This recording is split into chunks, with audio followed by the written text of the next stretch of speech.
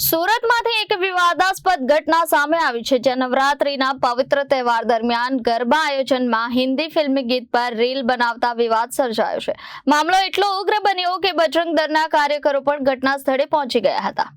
સુરતના વેસુ વિસ્તારમાં આવેલી એક સોસાયટીના ગરબા આયોજનમાં એક મહિલા સોશિયલ મીડિયા ઇન્ફ્લુએન્સરે લેલા ઓ લેલા જેવા હિન્દી ફિલ્મના ગીત પર રીલ બનાવી અને પોતાના ઇન્સ્ટાગ્રામ પર પોસ્ટ કરી હતી. રીલ પોસ્ટ થતાં જ સોશિયલ મીડિયા પર લોકોનો મિશ્ર પ્રતિસાદ આવવા લાગ્યો. અનેક લોકોએ આને નવરાત્રીના પવિત્ર પ્રસંગ પર અપમાનજનક ગણાવી ચિંતા વ્યક્ત કરી હતી.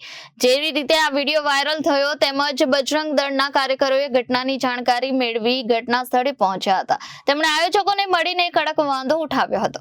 બજરંગ દળના કાર્યકરોના કહેવા મુજબ ગરબા જેવા ધાર્મિક કાર્યક્રમોમાં હિન્દી ફિલ્મ ગીતો વગાડવાનું અનાદરજનક છે અને તે ધાર્મિક ભાવનાઓને આઘાત પહોંચાડે છે. તેઓએ વધુમાં જણાવ્યું હતું કે આવો કાર્ય ધર્મ અને સંસ્કૃતિના વિરુદ્ધ છે. નવરાત્રીમાં આવા ગીતો સહન કરવામાં આવશે નહીં. અને તેઓએ વધુમાં કહ્યું હતું કે આમ તો અમારો ઉદ્દેશ કંઈ ન હતું, પણ રીલ અમારા જાણ્યા વગર બનાવાઈ હતી, ત્યારે ભવિષ્યમાં ધ્યાન રાખવામાં આવશે. ફિલહાલ આ મામલો શાંત થયો છે, પરંતુ ગરબા જેવા ધાર્મિક કાર્યક્રમોમાં સોશિયલ મીડિયાની એન્ટ્રી અને તેના ઉપયોગને લઈને અનેક પ્રશ્નો ઉભા થયા છે. શું સંસ્કૃતિને જાળવી રાખવામાં આવી રહી છે કે સોશિયલ મીડિયા વાવાઝોડું બની રહ્યું છે, એ ચર્ચાનો વિષય બન્યો છે. Reporter Arvind Rathod, Janadesh news, Surat.